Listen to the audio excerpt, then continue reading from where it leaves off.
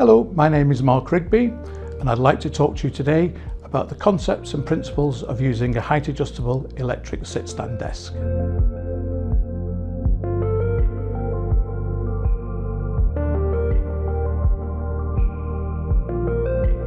As you can see, we have three important variables here: the desk, the chair and me. More importantly, I'm the important one, the end user. Everything revolves around myself. I'm not going to be dictated to by the desk or by the chair. It's important to get the end user comfortable. So ironically, we can't adjust the desk height without getting myself comfortable in the chair.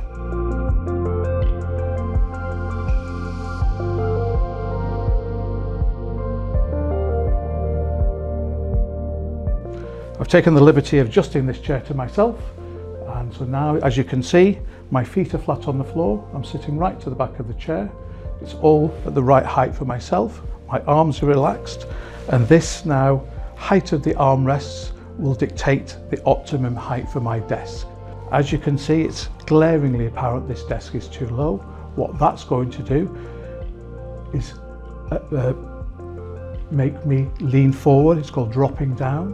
You know, whatever it is I'm doing is either too far away or too low, so I will constantly be doing this. It's important to raise the desk rather than lower the chair. Lowering the chair would compromise my posture. My feet are flat on the floor, why would I go any lower? So that's where I would use my sit-stand desk and raise the desk. Just a rule of thumb, somewhere probably around there. So basically, it's a continuation. You can see there is a continuous support. So wherever my arms move backwards and forwards, where my elbows move forwards and my wrists move forwards, there is constant support. Where the armrests finish, the desk continues. That allows me to get as close as possible as well, bringing in the centralization, minimizing the need to lean forward, being able to sit right to the back of the chair. So this now arguably is my optimum seated height. There is a function on this desk with the programmable function, so I'm now going to set that as my optimum seated height. We can now do something similar for my standing height.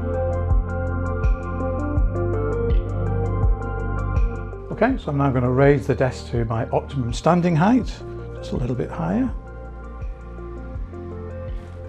Just somewhere around there.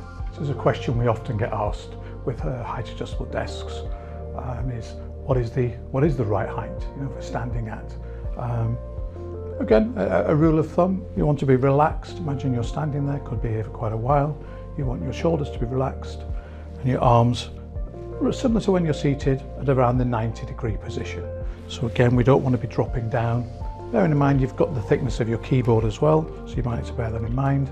But this arguably would be my optimum standing height. So I'm now going to set that as my standing height.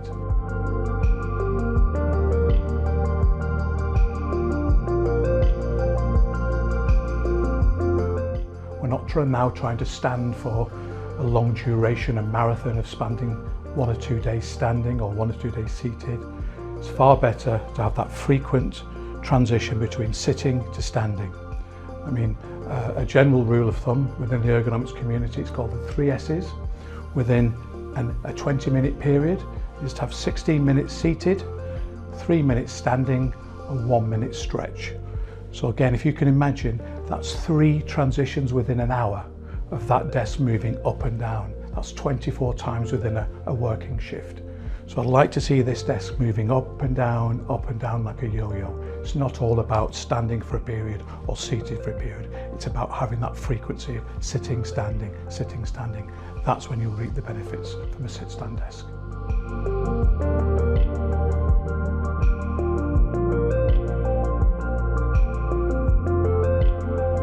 Okay, I'd like to move on now to the specifics of this desk. As I said, this is the OE S300 desk. One of the beauties you might be able to see is it's beamless, so between the legs there is nothing hindering the underside of the desk. This will allow any incorporation of pedestals or storage units. The desk itself, the frame, is width adjustable. So at the moment we've got an 1800 wide top on here. The same frame can scissor down to 1 meter in width. So if you are reusing or repurposing an existing desk, let's say this was my desk and I wanted to move it into a different office and I wanted it smaller, all I would have to do is take the top off, scissor the frame down, and then buy a new top.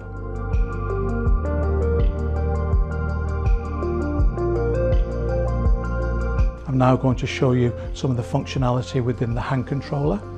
What you've got here is an LCD screen.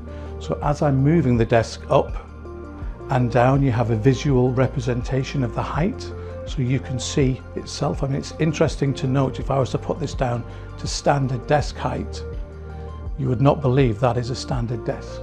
It seems far too low, but that is actually a standard height for a working desk. As I mentioned, I've got the programmable functions here, and you've got 3 presets, so I can set 3 particular fixed programmable heights, whether that's my seated height, my standing height, or you could have 3 separate users. So if this desk was being used in a hot desking situation where you've got different users using it, they can program it to their either seated or standard height. You've got 3 presets. Similarly, you might notice there's a little alarm button on there. So every half an hour, this desk is set to literally raise 1 centimetre and lower 1 centimetre, just as a visual reminder that you have been seated or standing for half an hour, to remind you that you might want to think of possibly changing that posture. You might have also noticed at the end there is a USB-C charger and a USB-A charger on the other side as well. So with the revolution, and it is a revolution, of the sit-stand desk, this allows us to alternate that working posture between seated and standing. Again, the frequency, which is another question we get asked a lot, is, you know, do you spend 1 day seated, 1 day standing? Is it half on, half off, half a day? It's very much down to the end user, very much dependent on the nature of the conditions and their work tasks. It will take a bit of getting used to, so like with anything else, you might want to start 10 minutes within the hour and then build that up slowly to longer periods. Personally, I like to stand after lunch. You've had lunch, you're feeling a little bit sluggish, now's a good time to start. Equally, at the start of the day, if you leave the office with a desk in a standing position, when you come in the morning and you've got all your initial emails to do and those initial tasks, they take 10 minutes. Rather than the minute you sit down and the coffee comes there, you know you're going to be seated for a length of time. So it's all about the combinations of sitting and standing and getting that combination right.